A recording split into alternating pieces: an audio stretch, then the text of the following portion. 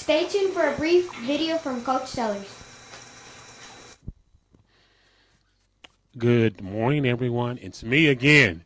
Now, today is not the final day. We'll do this one more time. One more time next week for the interesting history flag, Black History flag, or whatever you want to call it. So, before the presentation starts, you will need to pay close attention to the great Harry Belafonte, his last conversation that he had with Dr. King, where Dr. King had put in a lot of work, and finally when he got to the end and he got what he wanted, maybe it wasn't exactly what he wanted. So pay close attention and let's listen and hear what Harry Belafonte had to say.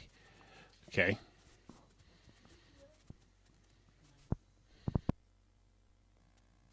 Dr. King, as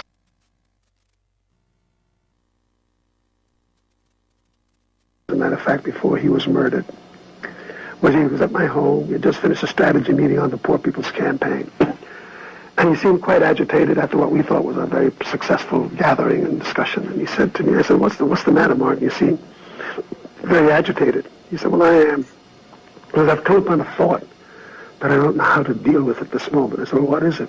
He says, we fought long for integration. It looks like we're going to get it. I think we get the laws. He says, but I'm afraid that I've come upon something I don't know quite what to do with. I'm afraid that we're integrating into a burning house. And when we asked for further clarification, Andy Young was with me at that time, my wife, others. He said, America's lost whatever little moral vision it had. Its moral sense has run away from the nation. And a nation that is not governed by morality and moral principles is a nation that's headed for an abyss. And I think black people have been struggling to get into this system, maybe getting into a system that in the final analysis is a Sodom and Gomorrah, will not work. Because its selfish goals, its need for profit, its need for supremacy, its need to be the best has clouded its moral vision. And with no moral vision, no nation can be healthy enough to lead it.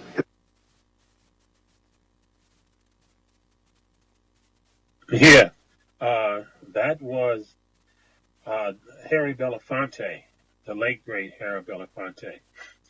Some of you may be surprised at what you were hearing, but Dr. King was a completely different person, especially the last 2 years of his life on this earth. He knew, he had finally come to the realization that the course he was taking was not sound and it would eventually be destructive for the foundation of black Americans. And I respect him for the fact that at least that he had the guts to admit that he was wrong for pursuing that course of action. And the person you see on your screen is Lloyd Quarterman. Lloyd Quarterman was born in 1918, May 31st, in Philadelphia, Pennsylvania. He credits his parents with his love of science because they purchased a science kit when he was 4 years old. Lloyd, throughout his elementary, middle, and high school educational career, he would excel in science, receiving awards, showed promise. After Lloyd had graduated from high school, Lloyd went to St. Augustine University in Raleigh, North Carolina. He would major in science, chemistry, was specializing in fluorine. Lloyd, once he graduated from St. Augustine, was summoned by the United States government to work on an assignment. The assignment was to be a secret assignment.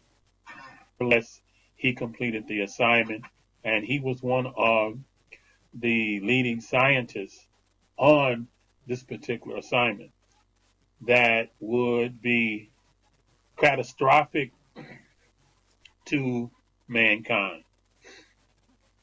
Lloyd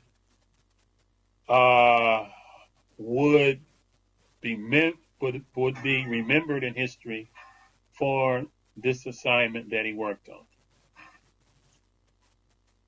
What is this assignment? That's up to you to figure out.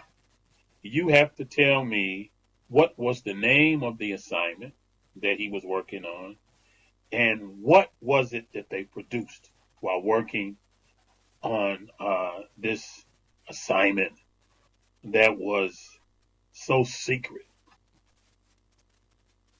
Tell me the name of it,